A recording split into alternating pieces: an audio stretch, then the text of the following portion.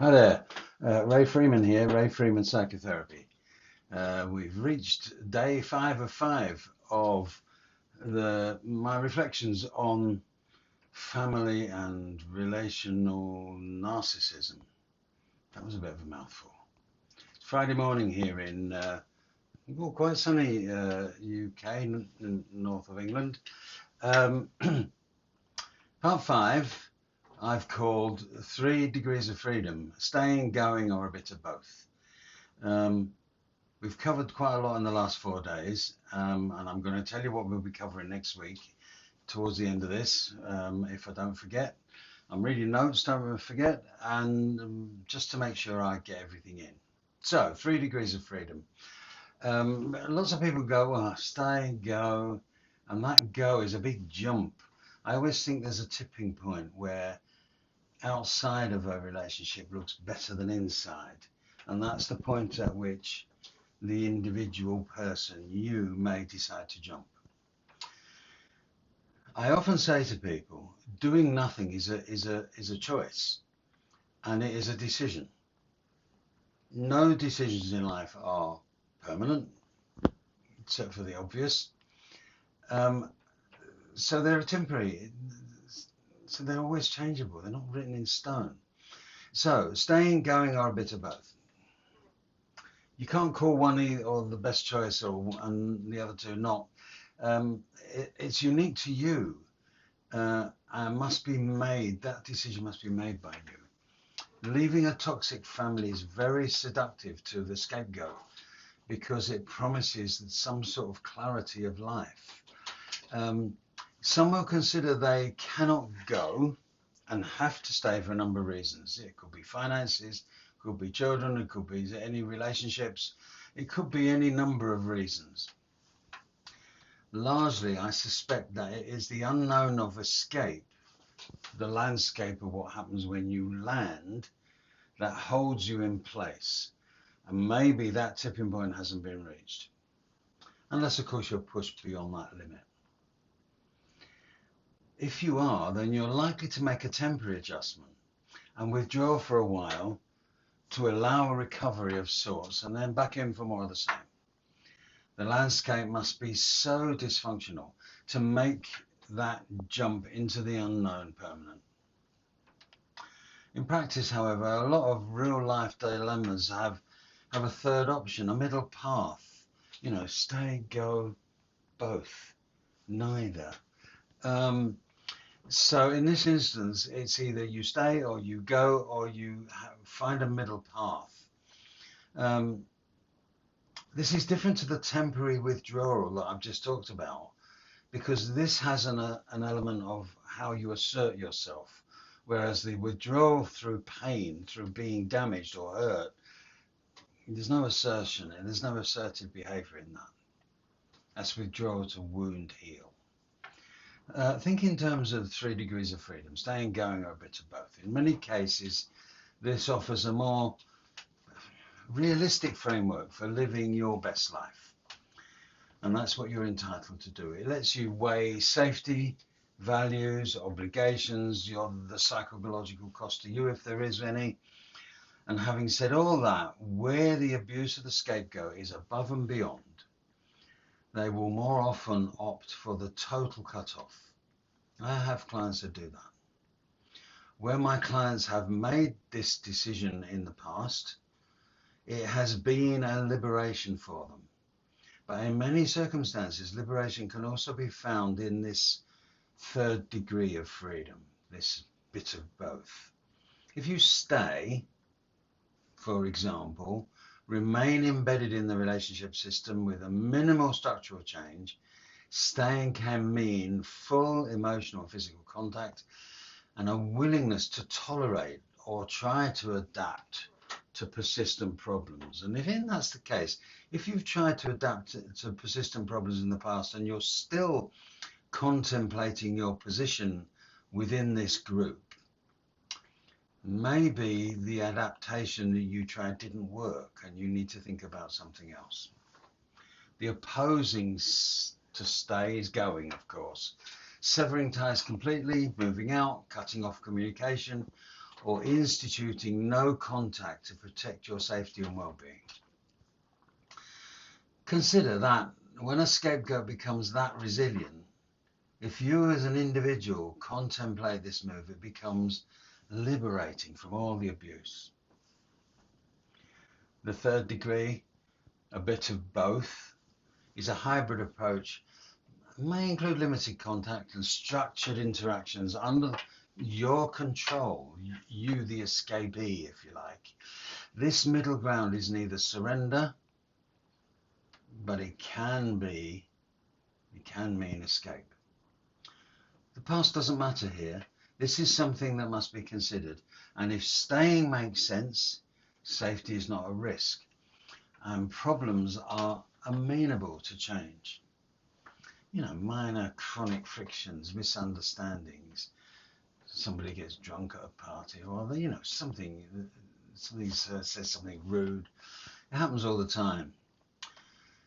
All relationships contain that sort of substantial history, instrumental interdependence. You rely on each other in that position. And even if the scapegoat doesn't like it, it's still interdependent. Could be caring, could be financial ties, it could be that practicalities favor maintaining the connection.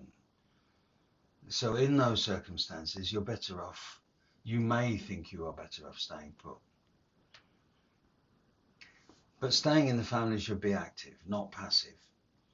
Active staying includes setting boundaries and monitoring whether promised changes may occur. Without active measures, staying often becomes staying in place and permitting the continued harm out of inertia, more likely, or guilt, or both. I have to say, in my experience, this doesn't work. Staying with boundaries.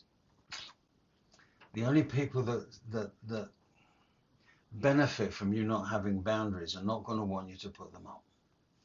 Consider that. Going becomes the responsible choice when your safety is at risk. Physical abuse, stalking, severe emotional, sexual abuse, threats that persist despite attempts to redress.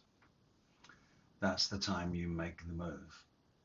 If there are clear, repeated patterns of harm that resist accountability and repair, promises to change are not met by behavior, other reasons that in the relationship profoundly undermines your mental health, your functioning, your ability to fulfill your own life goals. You know, we are all entitled to a world free of toxic individuals. Consider continuing contact would compromise any of that and other important commitments, intimate partnerships, children's well-being, work, or even your sobriety. Whatever you do, don't turn to the drink to get yourself out of it. But going requires planning, legal and financial preparation, contingency and safety measures. And where total severance is impossible, where there's shared children or shared finances, going may mean legal protections, carefully mediated arrangements and strict boundaries. If you are the scapegoat and if you have children with part of an intimate relationship that is part of a bigger, wider family, you must make sure you protect yourself. And I always say, make the assumption that you are a single parent. When you do it for yourself and your child, that is your family, nobody else. The hybrid option is often a very realistic idea. You can limit the contact, you can maintain communication for pragmatic purposes, that's not easy to say, or scheduled social events while avoiding emotional entanglement. Text is wonderful. There's clarity in text message, and of course it stays on your records. You could try topic limited interaction. Agree to discuss only neutral subjects. medical appointments, holidays. Decline to engage on triggering or manipulative topics. I had a client years ago that whose mother was the matriarch of the family and a bully. But her husband, who was also bullied, would throw in some really nasty barb comments. You know, when you're watching a program and one person gets all the good lines, that's where this person thought he was. Foolish man. So time limit your presence. Attend gatherings with a predetermined exit time, not by everybody else, by you. I'm going to this one and I'm going to stay for an hour and then I'm leaving. And whatever happens, do that. Of course, you can change your mind and stay an hour and 20 minutes if you want, if you're chatting, if you want to finish a drink, if you're waiting for a taxi. But have the ultimatum on yourself. Do you know, in life, you cannot give other people ultimatums because it doesn't mean anything to them. The ultimatum only means something to you. So there's no point in saying, if you don't do this by this day, I'm leaving. What you must say, the ultimatum is, if they don't do this by this time, I'm leaving. You don't tell them, you tell yourself. You can only give those sorts of charges to yourself. And this middle path can be quite powerful, as it preserves the essential ties. I have to say, I wrote that and then I think, no, it doesn't always. I've known a spread family with two sisters where, a long time ago this, a parent died leaving a certain amount of money, and the one sister, the narcissistic, the golden child sister, managed to maneuver everything for themselves. And I've known that more than once. So that the scapegoat got nothing out of the estate. But that sort of halfway house can reduce and remove the harm while allowing time to evaluate your long-term options. Those left behind, of course, will search for reasons to get you back in place. Don't fall for it. The distance will clarify your priorities and provide safety without precipitating irreversible family ruptures. And if they do, well, whose fault was that? Does it matter? This third way enables gradual behavioral testing. Limited contact will reveal whether a family member can respect boundaries or is entrenched in abusive dynamics. I have rarely found the changes that I write about here. The middle path can be risky. You have to maintain your boundaries. If you don't, it becomes ambiguous and they're poorly defined and inconsistent and reinforced, and then you will get this manipulative contact with what I've written down as I call intermittent kindness to maintain control, alternating between punishment and love bombing, and they'll keep doing that just to draw you in. I have to say that they do that even if you cut off completely. Excuse me, they will still look for ways to draw you back in. Even though trashing your personality doesn't need your presence, and they will continue to do that, but they will still try and get you back in because you were fun. You got pushed around and kicked, and they enjoyed that. Don't for a second think they don't know what they're doing. They do. So here's some decision-making help. Safety first. Is there an immediate risk to physical or severe emotional well-being? If yes, prioritize going or enforce the separation. The second one, has the other party acknowledged harm and demonstrated consistent accountability? One-off apologies are no good. Look for sustained behaviour change. I'm telling you, you won't find it. What are the costs and benefits of staying in going or middle line? Map the practical, you know, like housing, finances, caring. You don't need to think about emotional attachment because you're starting fresh, and that will come because you are a nice person. You're the scapegoat. And it may be difficult for you to let your barriers down to new people, but you will do it, but in a controlled and sensible way.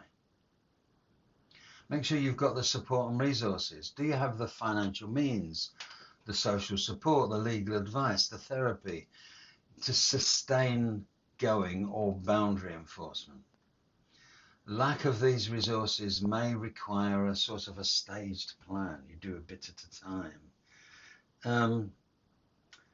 Prioritize any children or dependents' safety.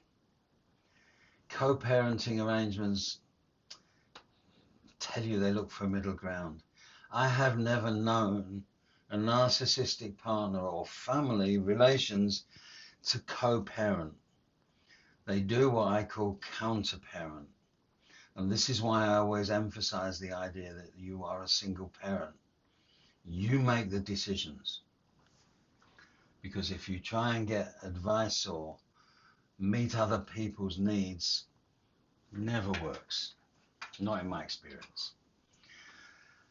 Align your choice with your core values, your integrity, your compassion. Make sure you treat yourself with compassion. Which option, which of the three preserves your long-term flourishing? If you stay, negotiate explicit agreements. If you're going, plan it. When you jump clean. If it's a bit of both, write yourself some clear boundaries. I'm not doing this, I'll do this, but I won't do that. Write it down. You don't have to show it. I don't want you to show it to anybody, but it is going to become your mantra. You know, life is so dynamic and so are people. This decision that you're making, if you make the decision now, this 3-degree idea invites you to evaluate. Try and approach for a set period, 3 months, 6 months, who cares how long. Assess the outcomes and revise. Life is not permanent. Life is temporary. If you consider whatever decision you make as temporary, you will always keep on top of it. Staying, going, a bit of both, they're not moral opposites, they're pragmatic. They're practical ideas for you to get yourself out of this horrible situation of being the scapegoat. Whatever you choose, like I've said, is not written in stone. You can change your mind. I work with clients one-to-one and they say, you know, I'm sure I've said it before, about 50% of my clients stay put in a narcissistic relationship with an abuser, but they learn to take a little bit more control with a bit of my help, hopefully. It is not written in stone. The first clenched fist, the first nastiness, they can walk at any time. You can always change your mind. If you choose to stay or leave or recalibrate, the core aims are the same. Preserve your safety, uphold your dignity, and align your relationships with a life that you want and you can sustain and respect. That's enough for this week. You know, next week, what I'm going to do, over the 5 days, I'm going to go through the creation of what I call behavioral narcissism. And then I'm going to go through the 4 major types of narcissists. Malignant, grandiose, covert, communal. Those are the 4 I'm going to cover. But I want you to understand here and now, this is Friday, I'm not starting until next week. What I want you to understand is a narcissist is never fixed in one style. I've known covert narcissists turn to become the narcissist. That's not easy to say. The nastiest, grandiose, malignant abuser in a heartbeat to get their own way. These 4 types, styles, are very interchangeable. So with that, I'm going to wish you a very good weekend. Thank you very much for listening, watching, and stay safe and well. I will see you next week.